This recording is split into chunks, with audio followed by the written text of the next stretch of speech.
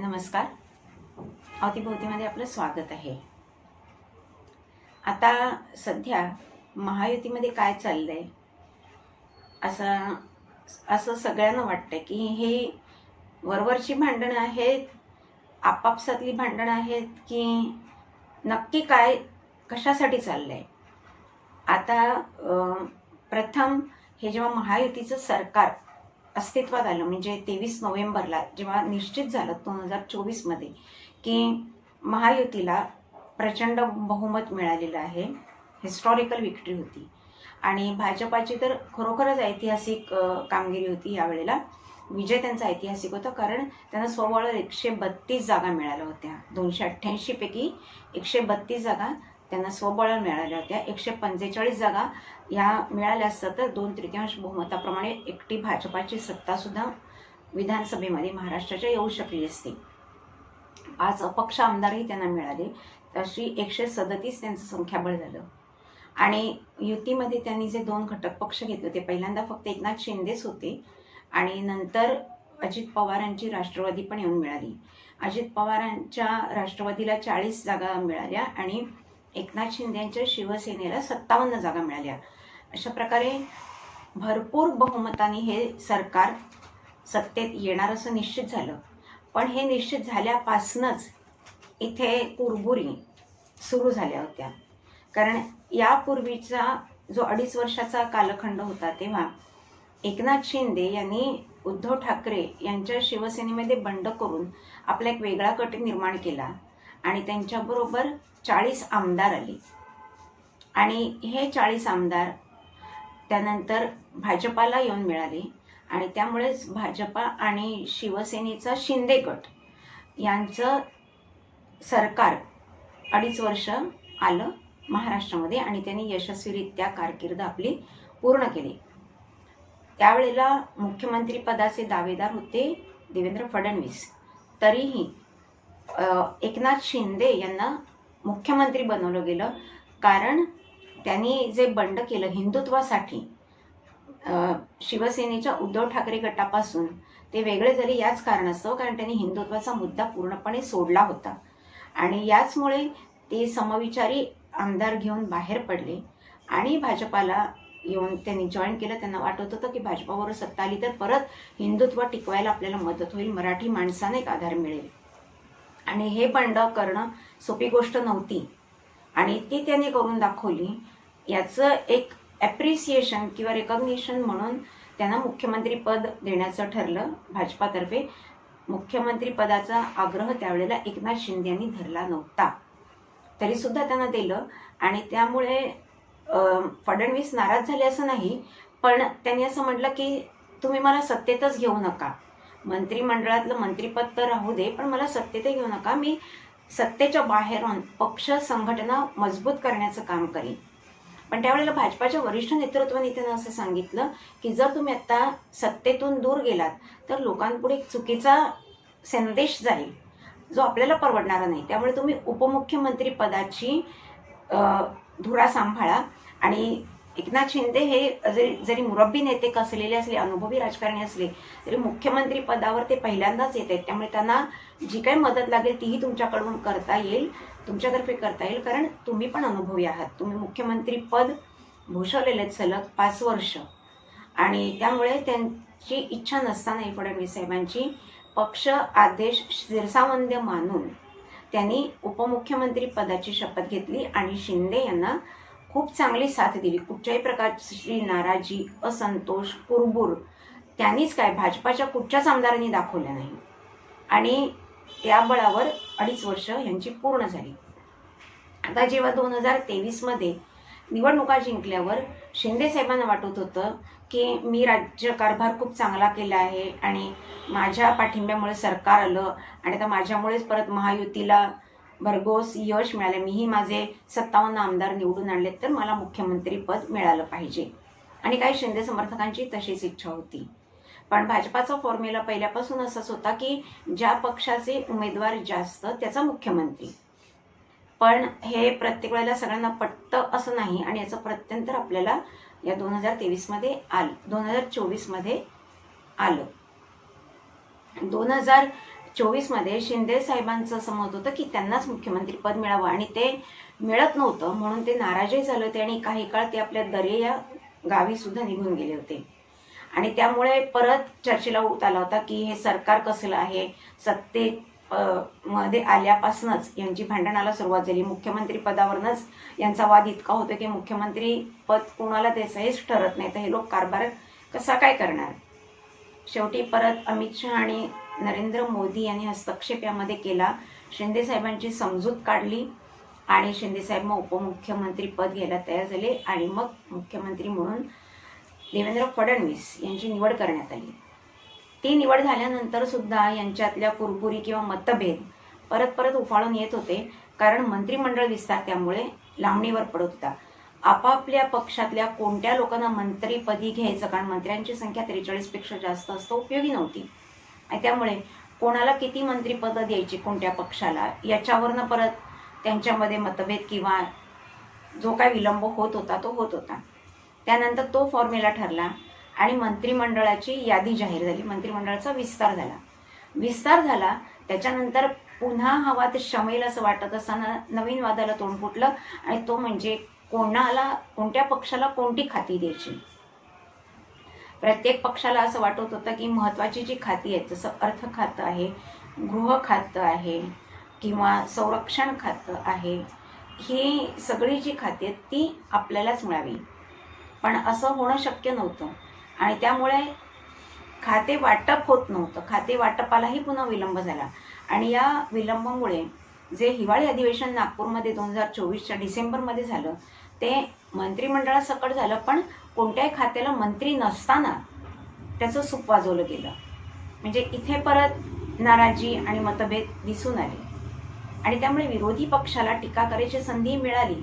आयतीच संधी मिळत होती. ते तर शोधतच असतात की टीका करायला काय मिळेल, पण जर अशा गोष्टीमुळे राज्यकारभार सुरूच होत नसेल तर कोणी या संधीचा फायदा घेणार आणि त्याच्यावर आपलं तोंडसुख घेणार किंवा त्याच्यावर त्यांची जी मतं आहेत ती बोलणारच, सांगणारच, त्याच्यामध्ये काही दुमत नाही. पण युतीला हे कळायला पाहिजे, युतीतल्या महत्त्वाच्या नेत्यांना, की आपण कुठचे वाद कुठपर्यंत लांबवायचे. वरवर सगळे असंच म्हणत होते आमच्यात काही मतभेद नाहीत, पण मतभेद होते हे सगळ्यांना समजत होतं. त्याच्यानंतर खाते वाटप झालं तरी स्वतः नाराजीनीच स्वीकारलं गेलं आणि त्याच्यानंतर मग पालकमंत्री पदावरनं चर्चा सुरू झाल्या. पालकमंत्री पदासाठी कोणत्या नेत्यांना निवडायचं याच्यावरनं परत उहापोह व्हायला लागला. याच्यासाठी तिन्ही म्हणजे 2 उपमुख्यमंत्री आणि मुख्यमंत्री यांच्या बैठका होत होत्या, पण त्याच्यात फॉर्म्युला डिसाईड होत नव्हता. आणि आता डावोसला जे इकॉनॉमिक फोरम चालेल, वर्ल्ड इकॉनॉमिक फोरम, हे 5 दिवस जे सेशन आहे त्याच्यासाठी मुख्यमंत्री देवेंद्र फडणवीस गेले 19 तारखेला आणि त्या दिवशी त्यांनी हे पालकमंत्री पदाची यादी जाहीर केली आणि ते डावोसला गेले.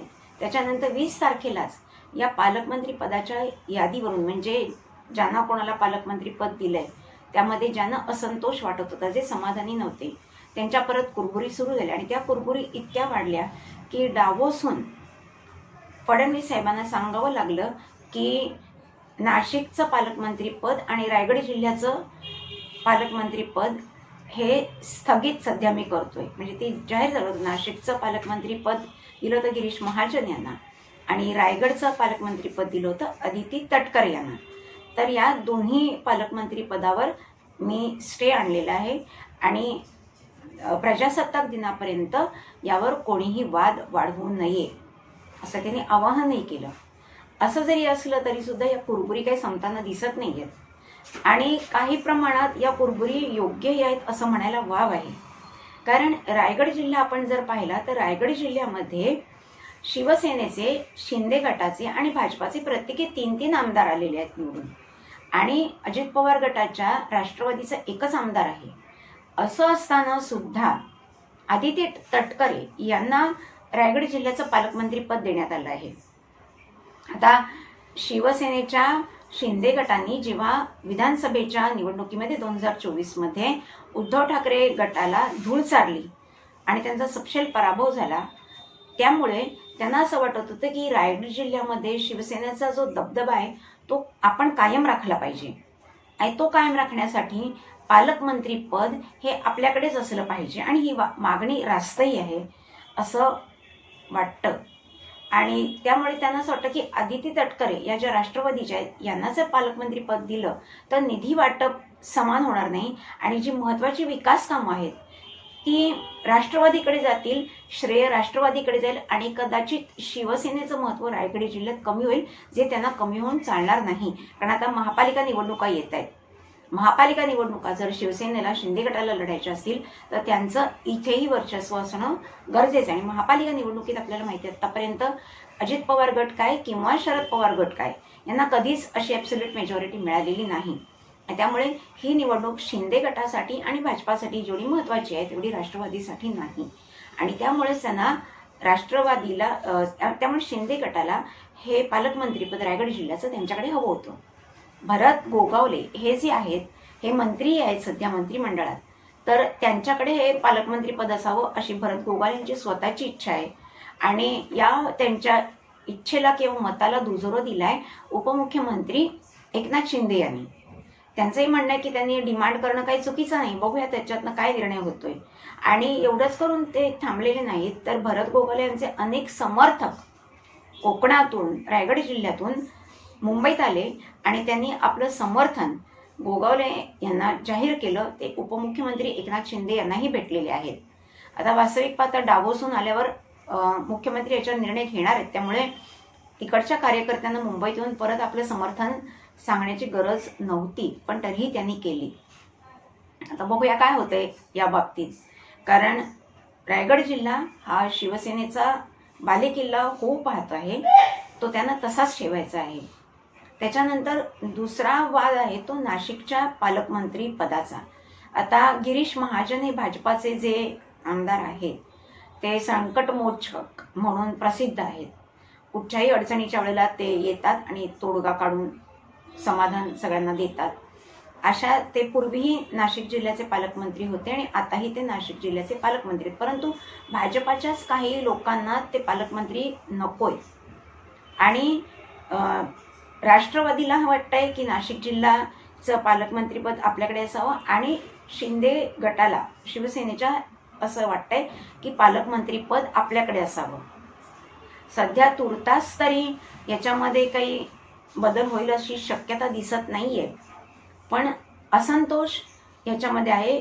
भाजपाकडून हे पालकमंत्री पद आपल्याकडे मिळावं अशी दोन्ही घटक पक्षांची इच्छा आहे. आता ही मुख्यमंत्री साहेबांकडनं कशी काय पूर्ण होते आणि ते कसं पूर्ण करतायत त्याच्यावर काय तोडगा काढतायत हे महत्त्वाचं आहे, नाहीतर इथे परत धुसफूस होत राहणार.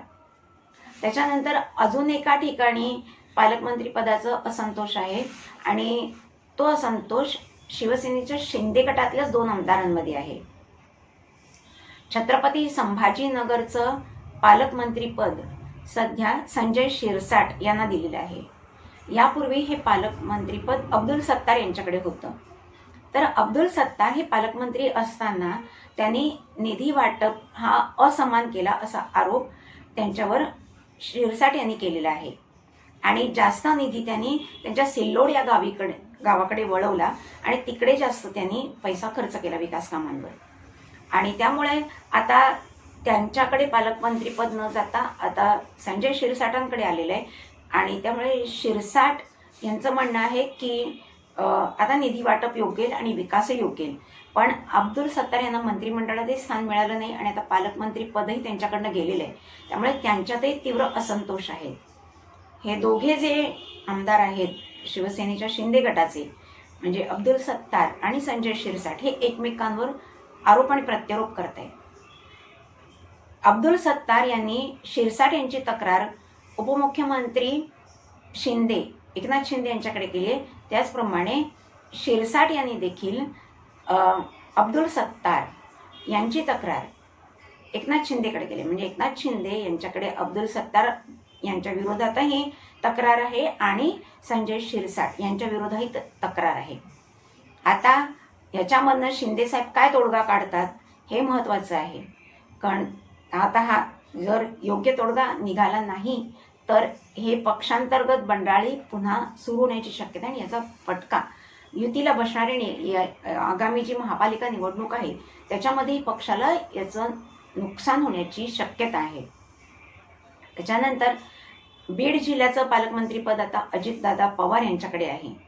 पहिलं ते धनंजय मुंडेंना देणार होते, परंतु आता ते तिथे जी हत्या झाली सरपंचांची मस्साजोग्याच्या, तर त्याच्या प्रकरणात यांचा हात आहे असं मुंडे यांचा हात आहे असं म्हटलं जातं आणि त्यामुळे मुंड्यांना पालकमंत्रीपद जरी दिलं असलं तरी पालकमंत्री पदापासून त्यांना दूर ठेवण्यात आले. पण त्यांच्या राजीनाम्याची मागणी जोर धरते आणि त्यामुळे त्यांना त्यांच्या हातातून पालकमंत्रीपद गेलेलं आहे. आणि असं असताना अजित पवार यांच्याचकडे हे पालकमंत्रीपद आल्यामुळे बीडच्या नागरिकांना असं वाटतं की मस्साजोग प्रकरणामध्ये धनंजय मुंडे यांना वाचवण्याचाच प्रयत्न राष्ट्रवादीकडून होणार आहे आणि किंबहुना हे सगळं प्रकरणच दबलं जाणार आहे आणि मस्साजोगचे जे सरपंच होते संतोष देशमुख यांना काही न्याय मिळण्याची शक्यता नाही. आणि त्यामुळे बीड जिल्ह्याच्या पालकमंत्री पदाबाबत सुद्धा अशीच चर्चा आहे आणि त्यामुळे असं वाटतं तिकडच्या लोकांना की बीड जिल्ह्याचं पालकमंत्री पद जे आहे ते राष्ट्रवादीकडून काढून शिवसेना किंवा भाजपाने स्वतःकडे ठेवावं. आता वरवर पाहता 2च जिल्ह्यांचा वाद दिसतोय, पण असे 4 जिल्हे अजूनही काही 4 जिल्हे म्हणजे बीड झाला, नाशिक झाला, रायगड झाला आणि चौथा मी आत्ताच आपल्याला सांगितलेला आहे या म्हणजे शिवछत्रपती संभाजीनगरचा. तर या 4 जिल्ह्यांच्या बाबतीत आता देवेंद्र फडणवीस उद्या येईल 25 तारखेला हे वर्ल्ड इकॉनॉमिक फोरमची सांगता होत आहे. त्यामुळे ते उद्या किंवा फार तर 25 तारखेला मुंबईमध्ये परततील आणि त्यानंतर लगेच 26 जानेवारी येते. तर 26 जानेवारी नंतर कदाचित हे दोन्ही उपमुख्यमंत्री आणि मुख्यमंत्री एकत्र बसून यावर समाधानकारक तोडगा काढण्याचा प्रयत्न करतील अशी अपेक्षा आहे. पण याच्यामुळे काय होतंय की आता प्रश्न असा होतो की पालकमंत्री पदाचा अट्टहास एवढा कशासाठी उघड आहे. कारण जिल्ह्यामध्ये जी विकास कामं होतात कुठच्याही जिल्ह्यामध्ये त्याचं निधी वाटप करण्याचं काम हे पालकमंत्र्याकडे असतं. कोणत्या कामाला किती निधी द्यायचा किंवा कोणाला निधी द्यायचा नाही याचे सगळे अधिकार पालकमंत्र्यांकडे असतात. त्याचप्रमाणे जिल्हा प्रशासन जे आहे या प्रशासनावरही पालकमंत्र्यांची पकड असते आणि त्यामुळे आपल्या मर्जीतले अधिकारी जर आपल्या जिल्ह्यात आणायचे असतील तर पालकमंत्री हे उपयोगी पडतात आणि त्यामुळे जिल्ह्यातले जे सामान्य कार्यकर्ते आहेत तळागाळापर्यंतचे जे कार्यकर्ते आहेत त्यांना पालकमंत्र्यांचाच आधार वाटतो अशा बाबतीमध्ये. अशा प्रकारे हे जे यांना भरपूर अधिकार दिलेले आहेत जिल्ह्यामध्ये प्रत्येक बाबतीमध्ये आणि त्याचमुळे इथे पैसे घ्यायला कमिशन घ्यायला भरपूर वाव आहे आणि त्यामुळे अशी दुभती गाय हातातून सोडायला कोणी तयार नाही. म्हणजेच थोडक्यात काय आहे की सत्ता कोणाची का असेना पण प्रत्येकाचा स्वार्थ हा पैशात आहे की कुठून कुठच्या प्रकारे आम्हाला पैसे घेता येतील उकळता येतील आणि आमच्या 7 पिढ्यांची सोय तजवीज करता येईल. बाकी सामान्य लोकांची कामं काय होतच राहतील. आत्ता नाही झाली तर नंतर नाही झालं. सामान्य लोक काय थोडा विरोध करतात निवडणुकीत आपलं मत नोंदवतात आणि आपली नाराजी व्यक्त करतात बस.